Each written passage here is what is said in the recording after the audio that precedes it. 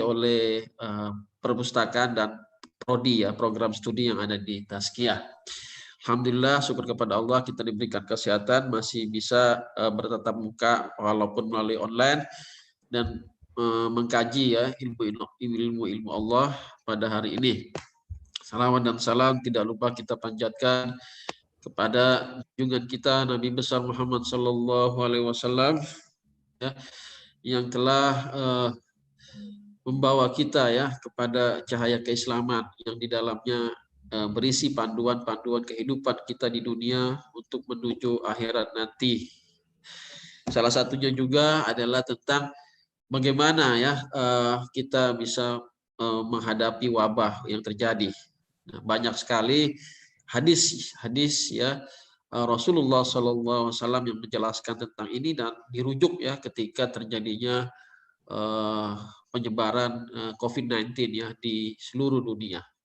Ya, yang sebenarnya kita tidak pernah tahu ya gara-gara ada COVID ini ternyata ada tuh ya Rasulullah itu hadis tentang itu. Ya, siapa yang tahu tentang wabah taun? Selama ini kita tidak tahu mungkin ya.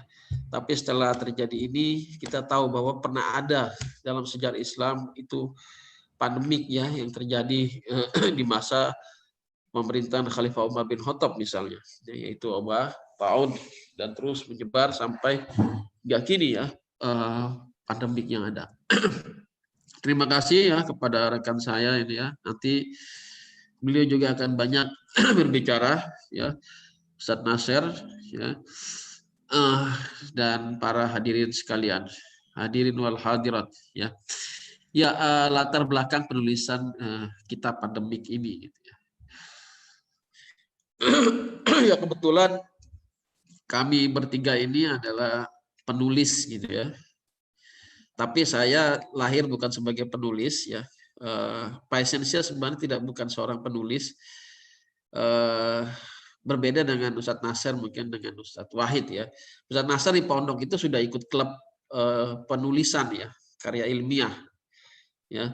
Kalau saya di pondok lebih suka pramuka gitu ya. Jadi memang tidak ada dari awalnya memang tidak ada passion menulis gitu ya. Tapi alhamdulillah dengan waktu yang berjalan ya passion itu ada, bahwa menulis itu ternyata menarik ya. Bisa bercerita tentang apa yang ingin kita ceritakan kepada seseorang ya. Dengan kita cerita memberikan informasi pengetahuan, mungkin orang itu bisa mendapatkan manfaat dari tulisan kita. Nah, berawal dari itu ya saya waktu itu ketika terjadi pandemi banyak menulis tentang pemikiran-pemikiran ya para ulama bagaimana cara menghadapi wabah. Kemudian Ustadz Nasir juga beberapa kali ngisi tentang bagaimana menangani wabah dari sisi teologi. Kemudian Ustadz Wahid itu dia sering memberikan tulisan-tulisannya di media sosial, di Facebook. Nah, ketika itu di WhatsApp grup Progres saya coba angkat isu ini.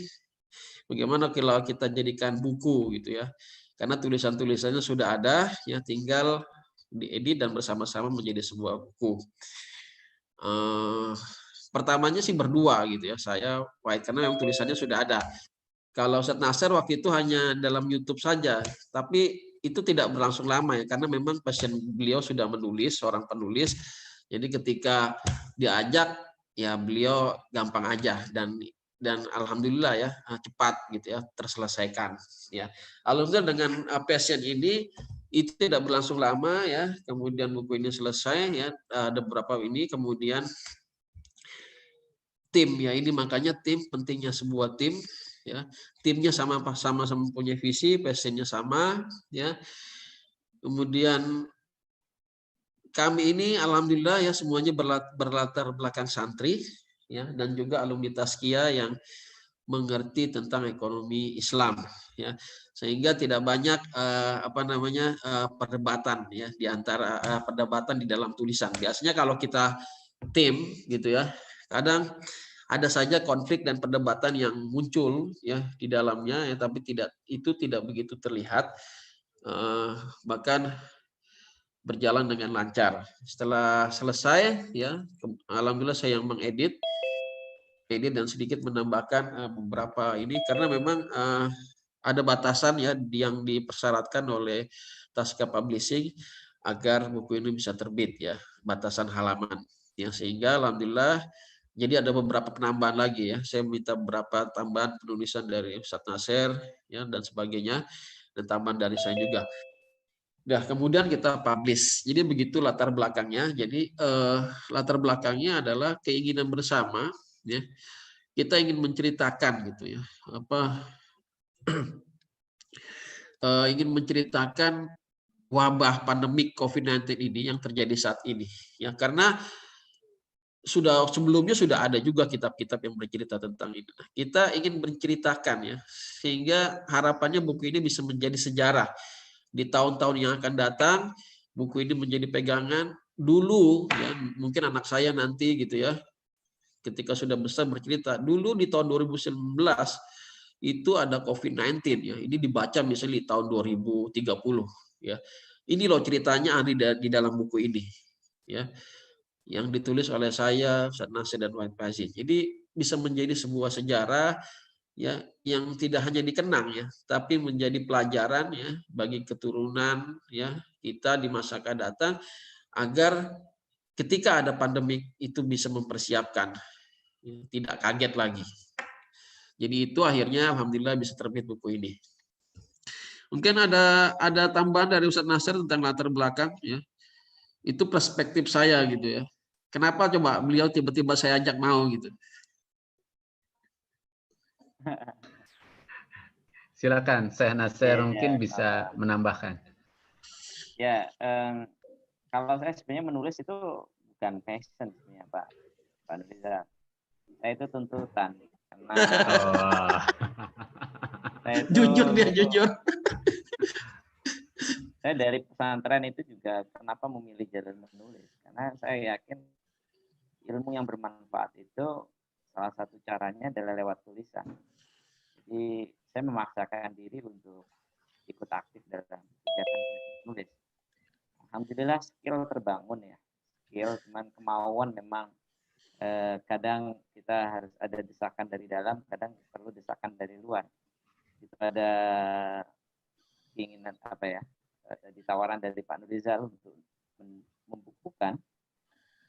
Saya sangat senang sekali karena apa yang kita sampaikan itu jangkauannya kan tidak terlalu banyak ya. Kalau kita hanya lewat ceramah, hanya lewat YouTube itu tidak terlalu lama, tidak terlalu luas jangkauannya dan kita tidak tahu sampai kapan itu akan menjangkau. Tapi tulisan, masya Allah itu yang luar biasa sekali. Jadi sebenarnya saya latar belakangnya di situ ya. Masuk juga dulu buku tafsir ekonomi itu juga saya sama Ustaz Wahid itu. Alhamdulillah bisa selesai cepat waktu itu dalam waktu sekitar 2 bulanan atau 3 bulan sudah selesai. Waktu itu nganggur masalahnya. Kalau sekarang mudah-mudahan masih bisa menulis. Jadi latar belakangnya ya karena keinginan untuk berbagi, Syekh.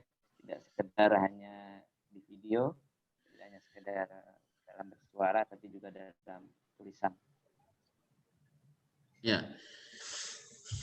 Jadi latar belakangnya ingin berbagi ya Pak Eros dan rekan-rekan ya. Ini saya ingat guru saya Profesor Dr. Hamid Fahmi Zarkasi ya. Beliau mengatakan menulislah ya jika kamu ingin dikenal sepanjang masa ya dan bermanfaat ilmunya kepada orang lain gitu ya. Ya mungkin kita tidak kenal Ibnu Khaldun, Ibnu Sina ya. Tidak pernah berjumpa ya. Ya, ulama-ulama sebelumnya kita tapi bisa menemukan karya-karyanya gitu ya. Jadi itu pentingnya kita berbagi melalui tulisan ya sehingga kita bisa memberikan berbagi kepada masyarakat tentang apa keresahan. Kadang ini ya penulis tuh menulis karena ada keresahan di dalam hatinya atau dia ingin menyelesaikan masalah gitu ya. Ya itu dengan menulis gitu. Ya. Jadi itu latar belakangnya Pak Eros ya. Saya lanjutkan. Ya. Nah, ini adalah penulisnya. Jadi ada 3 penulis ya. Kami berlatar belakang dari pondok pesantren. Ya. Mungkin yang paling tua saya ya. Lihat saya kelahiran 79, yang lain 87 dan 86.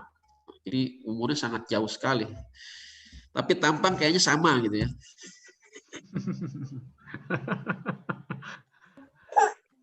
Sama pakar ekonominya ya. Ya. Ada yang Kemudian nangis kami itu. ya, jadi kami dari latar belakang pesantren, kemudian sama-sama menempuh pendidikan S1 di Taskia, ya. Dan S2 saya di Malaysia dan satu Wahid di Surabaya di UNER ya. Jadi masih bergenre di dalam disiplin ekonomi Islam.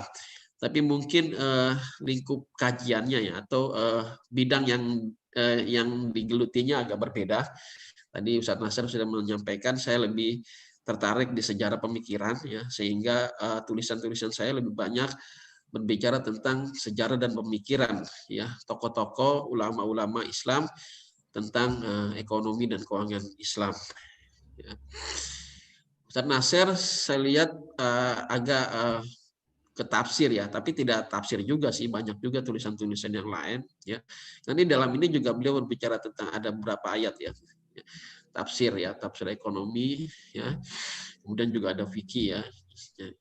Tapi memang di wakaf juga beliau ada juga yang tentang ya tentang aspek kedermawanan lah ya, social finance, Islamic social finance. Ya. Kalau satu ayat ini saya lihat ya ke fikih ya, fikih ekonomi Islam ya, lebih fokus ya. Itu jadi dari latar tiga belakang penulis inilah maka lahirlah buku tersebut dengan perspektif yang sangat multidisiplin ya. Ini yang membedakan nanti dengan buku-buku yang lain kita lihat ya. Ini daftar isinya ya. Ya, jadi terbit di tahun 2020 ya. Jadi ada 3, ada 5 ya. Pertama adalah Muqaddimah. Ini perspektif teologi Islam ya. Ini penulisnya Ustadz Nasir ya. Ya. Jadi bagaimana Ustadz Nasir tentang perspektif teologi ini? Coba diceritakan Ustadz Nasir. Ya, baik. Kalau aspek teologi ini merujuk kepada tauhid ya. Tauhid uluhiyah, rububiyah dan asma wa sifat. Jadi kita saya ingin mengajak kepada para pembaca untuk merenungkan kembali bahwasanya COVID ini membuat kita, jadi ada 2 arah ya, ada 2 arah. Apakah gara-gara tauhid kita yang lemah sehingga Allah itu memberikan wabah? Jadi dalam hal ini adalah tauhid kita yang lemah sehingga adanya wabah. Dan aspek yang kedua adalah dengan adanya wabah ini kita perlu merefleksikan kembali. Ini adalah suatu teguran buat kita terkait dengan tauhidan. Misalnya kesombongan iptek daripada manusia yang sudah dengan sangat bangganya dengan ilmu pengetahuannya, tapi kalah dengan satu makhluk kecil. Bangga dengan ekonominya yang begitu luas, yang sudah begitu besar, sangat jumawah, tapi dikalahkan dengan makhluk yang tidak terlihat, yaitu virus.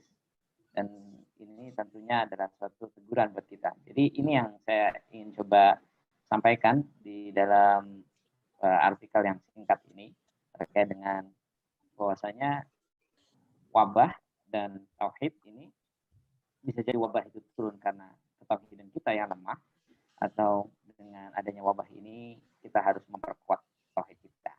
Kira-kira demikian, Ustaz. Ya, syukron kafiran ya. Jadi memang kenapa kita tempatkan perspektif teologi ini di Muqaddimah ya. Karena memang tauhid adalah satu aspek di atas segala sesuatu. Ya. Jadi kita sebagai seorang Muslim yang pertama yang harus kita yakinkan adalah tauhid. Ya, begitu juga dengan adanya pandemi COVID-19 ini, semuanya yang paling awal ya itu harus kita kembalikan kepada Allah Subhanahu Wa Taala ya sebagai hambanya. Itu makanya kita tempatkan perspektif teologi ini itu di tempat pertama ya, bukan di tengah, bukan di akhir. Ini tauhid itu harus menjadi di awal. Ya. Ya. Dan yakin ya bahwa segala sesuatu ya itu adalah dari Allah, datangnya dari Allah dan hilangnya pun dari Allah. Maka kita harus meminta ya kepada Allah Subhanahu Wa Taala ya, bergantung kepada Allah Subhanahu wa taala. Ya. Ya, kemudian di bab kedua ini kita berbicara tentang inspirasi sejarah penanganan wabah dalam Islam terkait corona ya. Di bab di pembahasan ini ada bahaya virus Wuhan dan Wuhan. Ini adalah tafsirannya Ustadz Nasir ya, bagaimana dari Wuhan kemudian ke Wuhan ya. Ini juga menarik gitu ya. Karena apa ya? Ada yang bahasanya cocologi ya, tapi nggak cocologi ini sebenarnya. Ya, jadi ya, ini Wuhan dan Wuhan ini memang ada kesamaan gitu ya. Ya. Ini juga masih sebenarnya masih hubungannya dengan tauhid ya, Wuhan dan Wuhan ini ya. Ya. Ya. Kemudian ada apakah COVID-19 adalah tahun dalam Islam? Ya. Ini tulisan saya. Kemudian ada belajar pada Umar bin Khattab, ini juga tulisan saya. Ibro menangani wabah, ini juga saya ya. Dan inspirasi penanganan wabah, saya juga. Refleksi makosid saya juga ya. Jadi memang yang ini banyak kan saya ini. Kalau yang di ini apa inspirasi sejarah ya. Memang tadi kan sudah saya jelaskan backgroundnya. Baru masukin John Vicky. Nah, ini banyak kan Ustadz Wahid ini ya. Apakah alkohol dalam hand sanitizer najis atau tidak ya? Apakah menimbun masker dan alat kesehatan lain termasuk istikar yang haram? Kemudian perihal anjuran tidak sholat jamaah di masjid. Apakah korban meninggal COVID adalah syahid? Ya. Nah ini bahaya ilmu cocoklogi di masa corona ya. Karena ada yang mencocok-cocokkan ya waktu awal-awal COVID beredar gitu ya. Kemudian benarkah hadis yang telah memeriksa air pandemi corona hukum sholat id ya di rumah pada masa pandemi ya. Ini Ustaz semuanya Ustadz ini ya Wahid. Baru kita masuk kepada ekonomi Islam. Di ekonomi Islam banyak kan saya Ustadz Nasir ya. Ya, ini batas kedermawanan di masa pandemi saya, pentingnya sedekah nasional Ustadz Nasir ya. Ini juga satu ide yang baik ya dari Ustadz Nasir ya, sedekah nasional ya. Ketika pemerintah tidak bekerja ya, maka rakyatlah yang turun tangan ya, melakukan sedekah nasional ya. Kita lihat di masa itu banyak sekali ya masyarakat memberikan sedekah. Ya dalam sejarah juga seperti itu. Ketika terjadi krisis ya, masyarakat, para sahabat itu mengeluarkan hartanya untuk sedekah ya, kepada negara. Ya. Tapi lagi-lagi memang negaranya itu ya care kepada rakyatnya sehingga ketika terjadi seperti itu rakyatnya kembali care ya. Kita tidak tahu dengan Indonesia. Nanti Ustadz Nasir silakan tanya kepada Ustadz Nasir. Kemudian peran modal sosial di masa pandemi ya ini Ustadz Nasir. Kemudian yang terakhir ini tentang perencanaan keuangan syariah ya ini saya. Bagaimana para ulama Islam ya saya hubungkan dengan perencanaan keuangan syariah di masa pandemi. Terakhir adalah tentang Ibnu Khaldun ya. Ini bagaimana hubungan ya pandemik dengan kehidupan manusia di masa depan ya. Ya, ini adalah isinya. Ya, sebenarnya banyak ya di masa Covid itu lahir buku-buku ya. Pandemik ya. Tapi kebanyakan dia genrenya fikih. Ya. Atau kalau berbicara atau lebih kepada pemikiran. Ya, ini fikih pandemik misalnya. Kemudian kepustakaan medis pandemik di dunia Islam. Ini berbicara tentang kajian ini ya lebih kajian sejarah gitu ya. Atau fikih lagi ini yang di UI ya fikih dan kembali diterjemahkan ya kitab Ibnu Hajar Al-Asqalani ini tentang kitab wabah dan tahun dalam Islam. Banyak sekali ya buku-buku yang hadir pada masa Covid di awal 2019. Sehingga itulah yang membuat kami ayo kita melahirkan buku tentang pandemi juga tapi dengan perspektif yang horizonnya yang lebih luas ya. Ya, tidak hanya berbicara tentang fikih ya, tapi juga berbicara tentang ekonomi syariah, kemudian berbicara tentang kalam teologi ya, kemudian berbicara dan akhirnya berbicara tentang fikih. Ya, sehingga itulah yang memberikan uniqueness ya atau keunikan dari buku kami ini gitu ya, karena melihat dari berbagai perspektif ya. Nah, ini ya. Jadi latar belakang penulis yang sama ya, yaitu santri dan ekonom ya. Ini yang tadi juga kita alhamdulillah kita diberikan tool alat untuk bisa membaca turos. Inilah kita mencoba menghubungkan ya kontribusi ulama dalam konteks kekinian ya, terhadap permasalahan COVID-19 ya. Yang kedua terinspirasi dengan kitab-kitab tentang taun atau wabah ya. Jadi banyak sekali kitab-kitab yang ditulis ya di dalam lintasan sejarah Islam yang berkenaan dengan wabah. Ya. Sebelumnya di masa peradaban Yunani itu sudah ada buku tentang wabah atau pandemik ya. Satu tokoh pemikir Yunani yang sangat terkenal dan banyak dirujuk oleh para ahli medik atau para ulama yang pakar di bidang kesehatan ya seperti Ar-Razi, Abu Bakar Ar-Razi, Ibnu Sina, itu adalah Galen. Galen ini adalah dia menulis buku tentang pandemik gitu ya. Nah, yang berbeda apa antara kajian yang ditulis Ibnu Sina ya kemudian Ar-Razi ya? Ya tadi tidak memasukkan unsur tauhid ya. Unsur aturan-aturan syariah. Nah, ini yang tidak dimiliki oleh ini ini Yunani. Nah, ini adalah karya-karya para ulama ya. Saya membagi menjadi dua ya. Ada ulama Islam yang secara umum membahas ya. Misalnya di Musnad Imam Ahmad itu ada pembahasan tentang taun. Kemudian di kitab Al-Ma'arif Ibnu Qutaibah, di kitab Al-Mansur Fitif ya ini karangan Muhammad Abu Bakar Ar-Razi, kemudian di Qanun Fitibnya Ibnu Sina, Ibnu Qayyim al-Jauziyah dalam Tibun Nabawi itu juga ada kitab ya ada pembahasan tentang itu. Di kitab Al-Muqaddimah ya yang kajiannya sejarah sosial itu juga ada. Nah, secara khusus banyak juga kitab-kitab yang memang dikhususkan untuk kajian tentang wabah ya, atau pandemik ya. Misalnya kitab Tawain ya, ini Ibn Abu Dunya. Ya, Ibn Abu Dunya itu kitab yang Islahul Mal Pak Erus yang dikaji Ustadz Mugni, beliau juga menulis tentang kitab tentang wabah ya. Kemudian ada kitab Al-Jadari wal Hasabah ini tentang Muhammad Ar-Razi ya. Ini tentang wabah cacar. Ya. Jadi sudah ditulis ya ratusan tahun yang lalu. Ada Qasidah Fit Taun ya, ini ada Risalah Nabawi ya Ibn Al-Wardi. Kemudian ada Bazul Ma'an fi Fadli Taun, ini tadi yang bukunya diterjemahkan ke dalam bahasa Indonesia ya Ibnu Hajar Al-Asqalani. Kemudian ada Ar-Raud At-Taun fil Akhbar, ya ini Imam Suyuti, ada Ibnu Khatib dengan kitab Mughni ya, Al-Asail wal Marid, Al-Ha'il dan sebagainya. Nah, jadi banyak sekali kitab-kitab dan ini bisa kita baca gitu ya. Nah, di dalam kitab yang kami tulis ini semuanya merujuk kepada sumber-sumber ini gitu ya. Inilah salah satu yang membedakan ya, insya Allah originalitas ya connecting ya antara tradisi lama ke masa kini itu kita coba bangun ya sehingga terlihat bahwa ternyata ada relevansi ya apa yang ditulis ulama di masa dahulu dengan masa sekarang ya. Ini antara tip-tip ulama yang dahulu yang saya rasa sangat masih relevan gitu ya. Misalnya Ibnu Qayyim al-Jauziyah melarang kita untuk memasuki atau keluar dari daerah yang terkena atau terjangkit wabah. Ya, ia mengibaratkan orang yang masuk ke wilayah terjangkit wabah sebagai bentuk pertentangan terhadap syariat dan akal. Ya, ini udah melawan apa? Maqasidus syariah, tujuan-tujuan syariah, ya, penjagaan agama dan penjagaan akal. Ya, bahkan penjagaan jiwa. Ya. Karena menjauhi lokasi wabah merupakan bentuk penjagaan wabah dari Allah Subhanahu wa taala melalui rasulnya ya.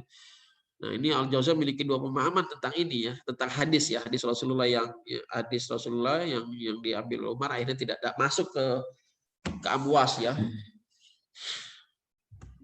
Pertama mengatakan diri untuk percaya yakin kepada Allah dan tawakal padanya, bersabar dan kehendaknya dan rela atas musibah yang menimpanya. Ini berhubungan dengan tauhid. Kedua, bentuk penjagaan diri dari penyebaran wabah virus melalui keringat yang keluar dari dalam tubuh dengan apa? Yang mengurangi makan. Salah satunya ya, tetap mengurangi pekerjaan berat kecuali olahraga dan mandi. Ya, ini diantara tips-tipsnya ya. Ya, ini kata beliau dengan olahraga dan mandi, bakteri jelek yang banyak dan tersembunyi akan bercampur dengan enzim yang bermanfaat oleh tubuh. Ya.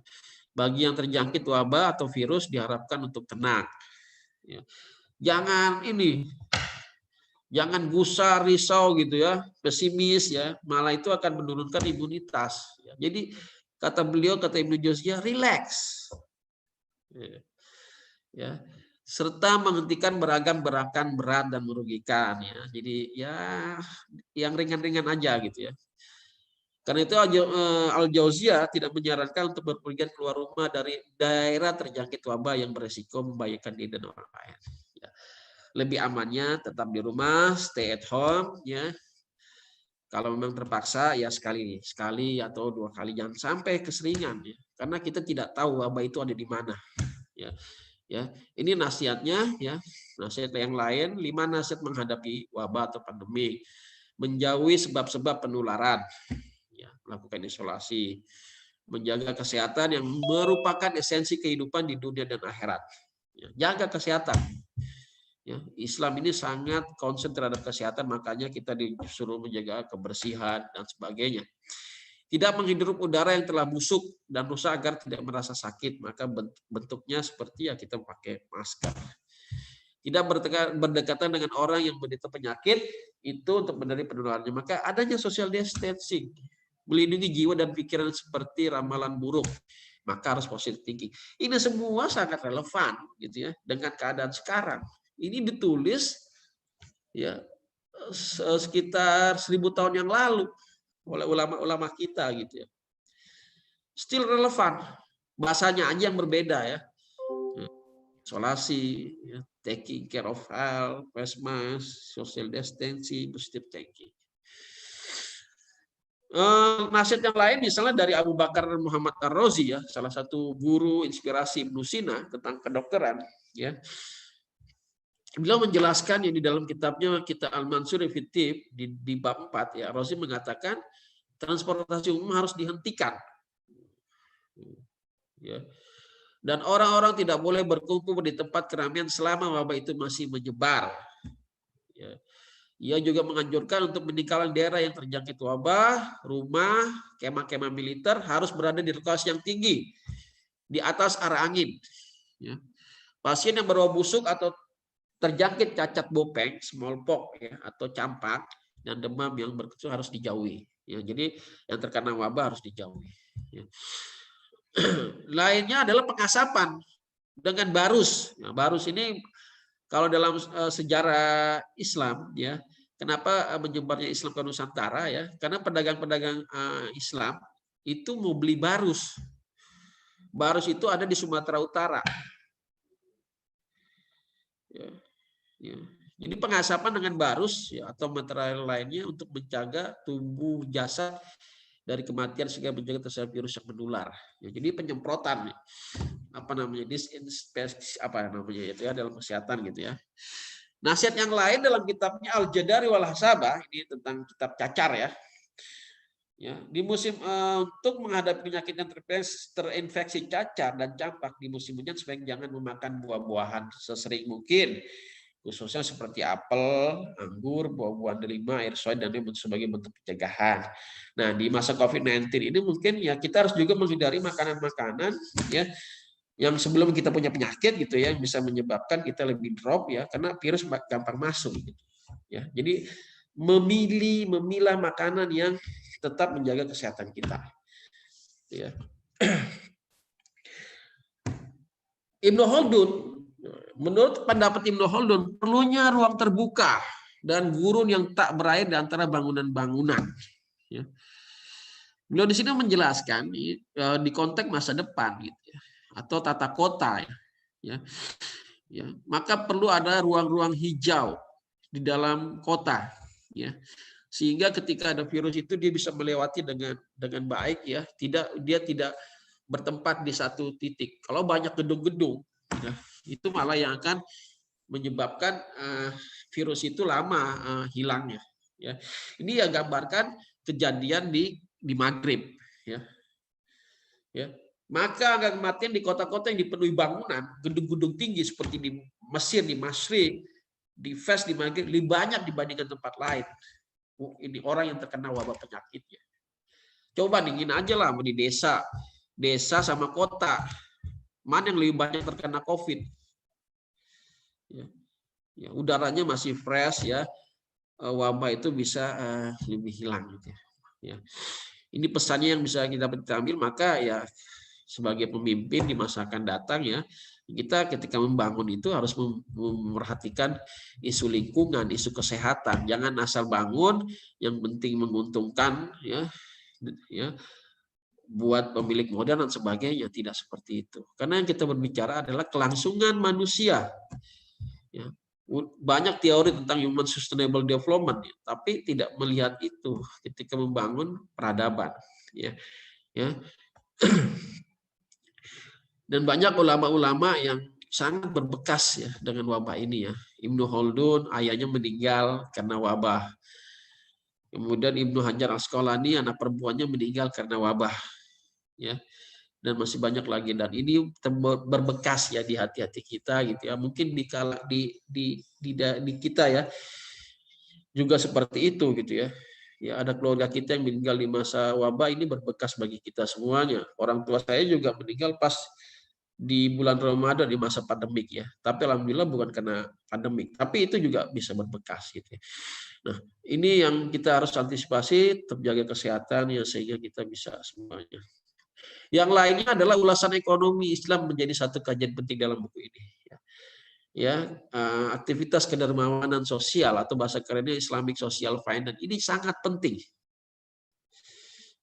Ya, bersedekah membantu rekan-rekan yang terdampak ya, atau akibat COVID-19 ini mereka dirumahkan ya, sehingga berbagi ya. Sesungguhnya berbagi itu juga membuat kita imunitas kita lebih naik karena kita berbahagia. Ketika kita memberi, kita merasakan kebahagiaan. Ketika kebahagiaan itu ada, maka itu akan meningkatkan imunitas kita. Ya, kemudian juga berbicara perencanaan keuangan syariah. Ya, bagaimana kita merencanakan keuangan di masa COVID-19 ini. Ya. Ini testimoni dari para pembaca ya. Ada Direktur Bidang Pendidikan Desa Keuangan Syariah ya. Kenex ya, Dr. Sultan Emir, kemudian ada Rektor Unisula ya. Profesor Dr. Bejo. Ini ada salah satu alumni kita juga memberikan testimoninya ya. Ini Ahmad Rifki ya. Kemudian ada pakar psikologi, ya ini Ihsan Gumelar, lagi ngambil S3 di New Zealand. Ya. Jadi kata beliau, penanganan rasa takut oleh virus corona memerlukan pendekatan aspek sosiokultural, ya, khususnya bagi umat Muslim. Membaca akan dibawa kepada situasi wabah yang pernah terjadi beberapa abad silam, yang dibaca oleh individu dan pemerintah dalam menangani kasus pandemi corona. Membaca bukan hanya dapat meluaskan wawasan, tapi juga memberi ketenangan. Ya, ini pakar neuroscience ya. Kemudian ada terakhir dari dekan ya ekonomi yang pada masa itu adalah masih Pak Firdaus ya. Jadi syukron jazilan itu yang bisa saya sampaikan dari apa yang ada di dalam buku kami bertiga ini. Syukron, semoga bermanfaat. Wabillahi taufiq wal hidayah. Assalamualaikum warahmatullahi wabarakatuh. Waalaikumsalam warahmatullahi wabarakatuh. Ya, senang sekali ya kita bisa mendengar langsung dari penulis buku, baik Pak Nurija dan Pak Nasyar. Alhamdulillah, suatu keberkahan Bapak Ibu, karena COVID-19 itu sangat berdampak kepada kehidupan kita. Ini adalah suatu pemberkasan pengetahuan. Ya, seandainya kita tidak tahu kapan kita tidak ada itu, tiada itu ya. Karena ada buku ini, kita sekarang bisa mengenal gitu ya, mengenal Bapak Ibu. Bayangkan kita tidak tahu masalah tentang sejarah corona itu lahir dari mana. Melalui Bapak Nasr dan Pak Nurijal ini kita bisa mengambil pengetahuan gitu ya. Nah, kita kapanpun mungkin suatu saat nanti di sini yang menarik nih ya, karena konsen ekonomi syariah di sini ya. Mungkin pada beberapa teman-teman yang awam itu apa itu makosid syariah. Nah, ternyata di sini Ustadz Nurizal dan Ustadz Nasir mengangkat bagaimana refleksi dari makosid syariah ini dituangkan. Ini ada dalam halaman 25 nih saya lihat di sini ya. Bagaimana refleksi makosid syariah dalam penanganan COVID-19. Nah, sebelum itu, sebelum lanjut, kira-kira buku ini memang sudah tersedia banyak di toko buku ya, Atau mungkin ini edisi sudah habis atau gimana sih? Boleh supaya ini saya kita takutnya beberapa teman mencari buku ini dan tidak ada dan harus mencapai kemana kita mendapatkan buku tersebut sih? Ya, di online sudah ada ya, di online ya Tokopedia, Shopee dan sebagainya silakan. Untuk di toko buku, insya Allah bulan ini akan baru masuk di Gramedia. Ya, ini langsung dari Tasca Publishing, katanya ada permintaan dari Gramedia. Ya, sehingga makanya dicetak ulang ya 1000 eksemplar untuk untuk kebutuhan ya, dari Gramedia itu sendiri. Jadi di sini ada banyak nih penjualnya. Di sini ada Mas Hera nih ya. Silakan kunjungi lapaknya ya, Tokopedia dan sebagainya, itu bisa beli. Atau di lapak saya, Tokopedia saya juga ada gitu ya. Jadi bisa dibeli dengan online gitu ya. Jadi cukup mudah sekali ya untuk mendapatkan buku ini ya, Syekh. Jangan sampai kehabisan karena kita bisa mengambil manfaat begitu ya. Nah, kalau sekedar sedikit aja, Syekh. Memang Maqasid Syariah itu dalam penanganan kopi itu seperti apa, Syekh? Ustadz mengerti sini ada sedikit buku yang menarik nih tentang Maqasid, Syekh. Ya, Maqasid Syariah kan itu tujuan-tujuan syariat ya. Tujuan-tujuan syariat ya.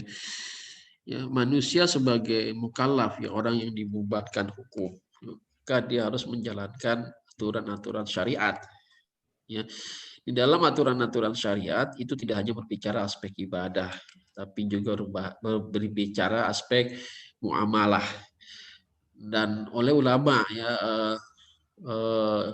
Imam Al-Harmain atau Imam Juwaini, guru dari Imam Ghazali ya, ketika di masa pemerintahan Saljuk ya, kemudian disimpelkan. Jadi disimpelkan menjadi 5 aspek daruriyat, penjagaan agama, jiwa, akal, keturunan, dan harta. Itulah yang melekat di dalam diri manusia, yang dibutuhkan oleh manusia. Ya. Ketika terjadi wabah ini, aspek yang 5 itu terganggu. Ya. Aspek agama. Ya. Ada orang-orang yang ketika wabah ini keimanannya itu bisa menurun. Ada yang tidak percaya kepada Allah. Bahkan kenapa sih Allah ngasih penyakit ini kepada kita? Kenapa sih Allah? Nah, itu kan kita tidak boleh meminta seperti itu ya. Kesal gitu ya. Sebaliknya perlunya peningkatan keimanan sehingga penjagaan agama kita tetap terjaga. Penjagaan jiwa, pentingnya tetap dijaga jiwa kita, dan itu adalah perintah syariat. Makanya orang yang membunuh dirinya sendiri itu tidak boleh, dilarang dalam Islam. Yang membunuh orang lain juga dilarang dalam Islam. Makanya ketika terjadi wabah ini yang dampaknya adalah kematian, kita diminta untuk menjaga. Bagaimana cara menjaganya? Ulama tadi sudah menjelaskan, jauhi daerah-daerah yang ada wabahnya. Jauhi orang-orang yang terkena terdampak. Gitu ya. Lakukan physical distancing ya, agar jiwa kita terjaga. Makan buah-buahan yang sehat, olahraga, jangan lupa mandi dan sebagainya gitu ya. Penjagaan akal. Sama, penjagaan akal ini harus tetap berjalan di masa pandemik ini. Bagaimana solusinya? Wasilahnya dengan online gitu. Ya, jadi pendidikan itu harus tetap berlanjut. Juga keturunan dan akal, keturunan dan harta ya. Keturunan seperti apa ya keturunan ya? Ya tadi ya. Ya pernikahan itu harus tetap ada gitu ya. Bagaimanapun caranya ya, jangan sampai ditunda ya. Tapi dengan physical distancing dan sebagainya gitu ya. Ya. Kalau nunggu COVID ya bisa jadi 2014 baru berakhir gitu loh. Padahal dia sudah mau menikah gitu ya. Bisa nggak sih nikahnya pakai telepon aja gitu kan? Kalau di mazhab Maliki boleh ya, karena ada COVID-19 ini kita nikahnya pakai telepon aja. Mayoritas yang bermazhab Maliki itu membolehkan. Jadi teman saya orang Afrika itu mazhabnya Maliki gitu ya. Dia nikahnya pakai telepon aja, istrinya mah dia ada di Jeria. Baik. Ya. Kemudian penjagaan harta ya, bagaimana kita menjaga harta ya dengan saving ya. mencoba lihat alat-alat investasi dan lainnya. Itu Mas yang menurut saya ya. Mungkin Ustaz Nasir bisa menambahkan gitu ya. Ya, baik, cukup apa namanya? Kita jadi berpenasaran gitu ya, saya apa namanya mendengarkan ini. Tapi silakan, saya Nasir mau menambahkan, boleh silakan. Kalau memang menambahkan. Saya Ya, baik. Saya akan undang nih. Di sini sudah hadir. Mohon izin Pak Nurizal, ada Ya. Pak Farid. Pak Farid nih, kita Cerita ingin undang Pak ya, Farid sudah cerita ya. Ya, boleh. Mungkin Pak Farid bisa. Saya pengen nanya aja. Karena kan waktu yang pandemi itu kan berseliweran ya, meme-meme gitu ya, yang hadis bahwa tentang siapa yang meninggal karena pandemi itu masuk surga gitu, dijamin masuk surga gitu katanya. Nah, saya nggak tahu apakah ini apakah level seperti apa, mungkin nanti dua ustadz di sini bisa jelaskan. Tapi seandainya gitu, seandainya ini hadis ini kuat gitu ya. Apakah ada term emission gitu sampai dia dikategorikan seperti itu, yang tadi kan misalkan ada lima dimensi, lima nasihat ya daripada siapa tadi itu yang physical distancing dan sebagainya itu ya. Apakah misalkan yang masuk seperti itu orang yang memang ikhtiar dia pengen sehat gitu, terus kemudian kadang-kadang dia meninggal dunia gitu. Iya. Atau ada orang yang kemudian teman sekamar saya misalkan dia udah putus asa pada saat itu, sampai dia bilang, saya Pak Farid sebelum mati saya mau makan enak aja. Hampir tiap hari dia bisa sehari 2 kali makan padang di rumah sakit itu. Jadi dia makan padang, dia makan jajan segala macam lah, yang justru sebenarnya malah memperburuk saturasi dia segala macamnya gitu. Makanya sampai 21 hari dia dirawat, dia masih positif sampai hari ini gitu. Nah, kemudian yang kedua, ini kan tadi ada dimensi ekonomi ya. Terus terang, mohon maaf saya belum baca bukunya. Tapi apakah dalam buku ini kita dapat insight bahwa apa yang harus dilakukan di negara kita di dalam ketika terjadi wabah ini, yang kemungkinan bahkan banyak prediksi orang bisa 3 tahun kemudian, 3 tahun lagi gitu ya. Atau misalkan seperti kata Pak Rizal Ramli bahwa 2021 ini akan lebih dahsyat dibandingkan 1998 krisis ini karena COVID gitu. Apakah dalam buku ini memberikan insight kira-kira tips pembangunan ekonomi seperti apa pasca atau selama pandemi ini supaya ekonomi Indonesia oke gitu, atau at least masih survive lah di dalam masa pandemi ini gitu. Yeah. Thank you. Okay. Siap. Terima kasih Pak Farid. Alhamdulillah ya kita bisa bertemu kembali Pak Farid dalam materi ini. Silakan mungkin bisa menanggapi, atau mungkin ada nanti pada edisi-edisi selanjutnya Pak Nurizal, bagaimana buku ini bisa menceritakan. Silakan, mungkin bisa memberikan gambaran atau sanggahan, silakan. Ya, yang terakhir dulu Om Nasir coba dijawab itu tentang kedermawanan. Oh iya. Baik, terkait dengan aspek ekonominya ya. Saya emang fokusnya di kedermawanan ya. Bahwasanya kalau terkait dengan ekonomi ini, saya bahas ada 2 artikel di situ. Pertama adalah peran modal sosial. Ini adalah hubungan bagaimana kita membantu sesama kita. Jadi di tengah pandemi ini kita diminta untuk saling tolong-menolong. Karena kalau kita lihat, kalau saya pakai teori moneter ya, ada MV sama dengan PT ya. Bahwasanya ekonomi bergerak itu kan karena ada faktor uang dan ada faktor velocity. Sehingga ini akan diimbangi dengan harga dan juga kenaikan pendapatan. Nah, masalahnya itu ketika ada pandemi, yang berhenti itu adalah V-nya atau velocity-nya. Sehingga ketika velocity ini berkurang, maka dampaknya itu antara 2, apakah pendapatannya turun atau P-nya yang naik, karena uangnya masih tetap. Sehingga yang harus kita dorong itu adalah velocity-nya.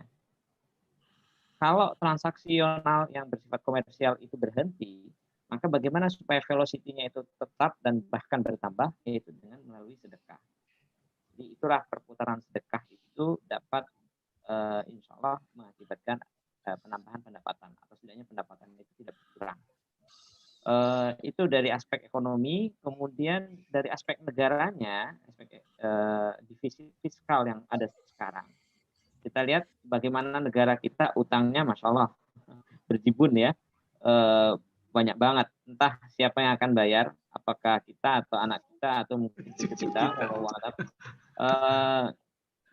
Jadi terkait dengan utang piutang ini memang tidak dikenal dalam sejarah Islam ya, karena negara itu biasanya kalau kekurangan dana itu masyarakatnya yang gotong royong untuk membantu negara dalam mencukupi kebutuhan. Dan saya mencontohkan adalah kasus di Perang Tabuk ya. Walaupun perangnya tidak terjadi, tapi yang dilakukan oleh para sahabat ketika kekurangan dana, negara kekurangan dana, ini mereka bergotong royong. Memang kalau kita lihat dari perspektif Ibnu Khaldun, memang kalau negara awal ya, atau masih awal kuat loyalitasnya, asobianya kuat, itu memang akan sangat mudah. Tapi kalau dalam kondisi saat ini, masyarakat juga akan bertanya apakah mereka percaya dengan pemerintahnya atau tidak. Jadi faktor trust kepada pemerintah itu juga menjadi soal. Memang kalau bagus banget kan kalau seandainya oke lah tidak ngasih kepada negara, tapi cukup dengan misalnya zero sukuk misalnya ya, atau sukuk tapi dengan sukuk yang sifatnya sosial, nanti ibaratnya kayak minjemin lah, ngasih pinjaman tanpa bunga ya kepada pemerintah, itu sudah luar biasa. Masalahnya kan kita banyak utang dan juga plus bunganya itu yang menjadi soal. Kalau ada. Oke. Ya, terkait pertanyaan pertama ini ya, FKR ya, tentang mati syahid gitu ya. Jadi Sayyidah ya, Siti Aisyah radhiyallahu anha pernah bertanya kepada Rasulullah sallallahu alaihi wasallam ya tentang taun ini. Kata Rasulullah ya, ini adalah siksaan ya yang dikirim bagi yang ia inginkan, yang Allah inginkan, dan ia menjadikan wabah ini rahmat ya bagi orang-orang yang beriman ya. Nah, lanjutan dari hadis ini ya yang diriwayatkan oleh radhiyallahu anha Aisyah. Jadi siapa yang menghadapi wabah ini ya lalu dia bersabar dan tinggal di dalam rumahnya seraya bersabar dan ikhlas ya. Sedangkan dia mengetahui ya bahwa dia tidak akan menimpanya kecuali apa yang telah Allah tetapkan ya padanya, maka ia akan mendapatkan pahala ya. Jadi ada kondisi di sini di dalam riwayat Siti Aisyah ini ya, ketika dia kena penyakit ini, wabah ini, dia bersabar dan ikhlas ya dan meyakini ya ini semuanya adalah ketetapan Allah ya dan selalu mengingat Allah dan beribadah kepada Allah, maka ketika dia mati maka Allah akan memberikan syahid kepadanya. Jadi ada certain conditions ya bisa dikatakan syahid ya. Ini ada orang kena taun atau wabah pandemik gitu ya, tapi dia masih melakukan maksiat sampai dia meninggal gitu loh, atau dia malah marah-marah, malah ini sama Allah marah-marah, Allah kenapa kamu ngasih ke saya ini udah miskin gitu. Gitu. Allah kamu nggak adil, ini bagaimana mau masuk surga menjadi syahid gitu loh ya. Ada beberapa hadis yang lain menjelaskan orang yang mati syahid itu ada 5 ya, ada 5 keadaan. Pertama karena wabah ya tadi ya, kemudian orang yang sakit perutnya, orang yang tenggelam di laut ya. Tapi ada kondisinya gitu, tenggelam di laut tapi dia tetap mengingat Allah, beribadah dan sebagainya. Orang yang tertimpa runtuhan bangunan, saya lupa satu lagi orang apa ini. Ada 5 gitu ya. Orang yang panas dikatakan, penyakit panas ya. Oh ya, mungkin penyakit panas ya, makasih panas Ustadz Erus gitu ya. Jadi itu FKR ya. Jadi ada certain condition dia bisa dikatakan mati syahid. Nah, yang menarik di kitab Ibnu Hajar ya, yang tahun ini agak berbeda nih terjadi dari di masa sekarang. Jadi orang yang mati terkena wabah atau pandemik di masa itu ya, ini walaupun dia mati syahid, tapi penanganannya berbeda. Kalau mati syahid kan dia langsung dikuburin aja, tanpa harus dikafanin, dimandiin gitu ya. Tapi dalam konteks wabah, orang yang terkena wabah pandemi tetap harus dimandiin dan dikafani. Oh. Ini menurut Ibnu Hajar al-Asqalani. Yeah. Saya nggak tahu ya yang terkena COVID yang sekarang ini apakah di rumah sakit dimandiin atau enggak ya. Mungkin yang pernah tahu ya. Bungkus, ini bro. perlu dijelaskan. Semua baju-bajunya langsung dibungkus itu. Nah itu. Kayak kain kafan langsung dibungkus, plastikin, masukin petinya disegel lagi. Nah itu kan kalau yang kata Ibnu Hajar tuh enggak harus dikafani. Dan waktu orang tua Ani meninggal, Ani sempat tanya sama yang mandiin. Katanya ya kata dia kan bukan kedokteran ya, saya jadi agak ragu juga. Jadi orang yang sudah meninggal terkena COVID-19, wabahnya juga ikut mati. Nah ini nggak tahu, ini perlu penjelasan dari sisi kedokteran. Ya, syukron. Karena ulama Ibnu Hajar mengatakan tetap harus dimandi dan dikafani.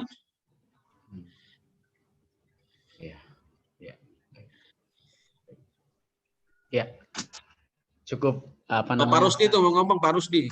Ya, sangat menarik sih. Terus terang ini menurut pandangan dari penulis ini cukup jelas gitu ya. Insya Allah kita akan selalu diberikan pengetahuan kita, karena di sini dalam kitab ini disampaikan bahwa insya Allah buku ini hadir untuk memberikan pencerahan gitu ya terkait pandemi agar tidak mudah menjadi korban hoax gitu ya, atau turut untuk menyebarkan kebencian dan ketakutan. Nah, masih ada sesi sedikit lagi, silakan. Mungkin Pak Rusdi. Ya, Rusdi. Pak Rusdi, boleh silakan. Syekh Rusdi sebagai pakar dari hukum ekonomi. Sosiologi, pakar hukum sosiologi beliau. Ya. Enggak, silakan Syekh. Yang pertama saya apresiasi yang sebesar-besarnya buat Syekh Nurizal dan Syekh Nasir dan Ustadz satu lagi luar biasa Wahid, ini Wahid, Abdul Wahid. Melahirkan banyak buku-buku yang sangat bagus sekali, masuk yang terakhir ini ya. Tadi Masya Allah sudah disinggung banyak oleh Syekh Nurizal dan Syekh Nasir. Memang ini ibroh buat saya khususnya. Sebetulnya dengan pandemi ini kita mengajarkan kepada kita untuk menjadi hamba Allah ya, dengan kualitas kepercayaannya meningkat ya. Meningkat, yang mana Allah ini kan notabene-nya tidak nampak ya, supranatural begitu. Ya, seperti kepercayaan kita kepada corona lah begitu. Ya. Jadi hakikatnya mempertegas kembali bahwa virus yang beredar saat ini memang ada yang menggenggam. Ya, hakikatnya ada yang menggenggam. Seperti halnya Allah menggenggam jiwa kita ya ketika tidur, kemudian ketika mati dan seterusnya yang akan kita dibangkitkan ya, seperti dalam surat Az-Zumar begitu ya. Kembali ke tauhid ya, di dalam Islam kan ada rukun iman ya, dan hampir semuanya itu supranatural ya, Syekh. Hampir semuanya supranatural. Percaya kepada Allah tidak nampak. Percaya kepada malaikat tidak nampak. Kepada Rasul tidak nampak, hari akhir tidak nampak, qadar dan qadar tidak nampak. Yang hanya ada dan tersedia di dunia ini hanya kitab ya, Al-Qur'an. Nah, artinya itu menjadikan petunjuk buat kita, kembalilah kepada Al-Qur'an ya sebagai pedoman guidance ya dalam hidup dan kehidupan kita. Allahu alam ya. Apresiasi buat para masyayikh ini luar biasa. Syukron. Menarik ini ya penjelasannya. Buku ini akan saya open lagi ya. Kalau ada revisi nanti, edisi revisi mungkin ada case study gitu ya. Mungkin saya mau ngajak FKR sama Maci Anda gitu. Ada satu artikel ya yang langsung mereka merasakan. Jadi nanti penulisnya bisa bertambah ya ketika ada edisi revisi gitu ya. Atau nanti Ustadz Rusdi, ini ada Ustadz Asnan, coba masukin dari sisi pendidikannya gitu ya. Saya ingin buku ini terus ada revisi ya dikembangkan dari berbagai perspektif, ya. Dari orang yang terdampak, bagaimana tips-tipsnya, ya, hubungan dengan Islam dan sebagainya. Ya, alhamdulillah. Syukron Pak Rusdi. Mengingat waktu kita sudah mau habis, mohon maaf atas kedua batu ini. Yang jelas kita sekali lagi saya ingin menyampaikan, silakan membaca buku ini karena yang didapat Bapak Ibu ini, karena buku ini cukup fenomenal dan menginspirasi kepada kita, dan beruntung Tazkiyah Institut Agama Islam itu sudah melahirkan penulis yang mau mengabadikan tulisannya ini. Kita mungkin anak cucu kita yang akan membaca, dan ini bisa mengambil kesimpulan bahwa buku ini layak kita baca bersama gitu. Dan ini bisa menjadi panduan buat keluarga. Dan yang tadi juga sudah diulas bahwa apakah ini syahid. Nah, ini ada di halaman, saya lihat lagi, ada di halaman Ada. Lipas 9. Ya. 9. Nah, ini silakan Bapak Ibu bisa membaca lagi. Karena ini penting sekali kita untuk belajar bersama-sama. Dan jadi hadiah buku buat Pak Farid sama Pak Rusdi ya, yang tadi memberikan. Ya, baik. Kita akan bantu men-share-nya gitu ya, Syekh, untuk menyebarkan, mendistribusikannya kepada beliau. Sekali lagi, Bapak Ibu, ya, dari berbagai mungkin lembaga perpustakaan atau penelitian ataupun kantornya yang ingin memiliki buku ini, silakan bisa menghubungi langsung kepada penulis ataupun kepada mencari di toko-toko buku. Ya, insya Allah kita akan memberikan istilahnya itu diskon mungkin saya ya. Ada diskon ya, Syekh? Ada. Diskon, ya. Atau ada bisa diskon. menghubungi langsung perpustakaan gitu ya. Ya, boleh. Kita sekarang Perpus akan memesan juga saya sekitar 10 eksemplar saya, insya Allah. Kita akan bagi ke beberapa perpustakaan yang ada di Tazkiyah, karena Tazkiyah memiliki 3 perpustakaan, yaitu perpustakaan Alif, Ba, dan Ta. Syukron kepada semuanya. Sekali lagi saya ucapkan terima kasih kepada Ustadz Nasir, kepada Ustadz Nurizal, juga para hadirin yang sudah berpartisipasi dalam acara ini, karena kita tidak bisa jalan tanpa dukungan dari semua partisipan yang ada di sini. Insya Allah minggu depan kita akan kaji book review lagi, insya Allah. Mudah-mudahan dari Pak Firdaus tentang buku Maslahah, insya Allah. Tapi kami sedang mempersiapkan dulu, atau mungkin nanti ada kajian lagi. Yang jelas pada pertemuan Kasbah ini kita akan mendapatkan pengetahuan baru mengenai kontemporer, di mana kita bisa bertemu dan bisa berkah dan mendapatkan ilmu dan pengetahuan. Jazakallahu khairan. Saya tutup dengan membaca wabillahi taufiq wa hidayah. Wassalamualaikum warahmatullahi wabarakatuh. Waalaikumsalam warahmatullahi wabarakatuh. Mantap Pak Nasir, Pak Nurizal, mohon maaf baru bergabung.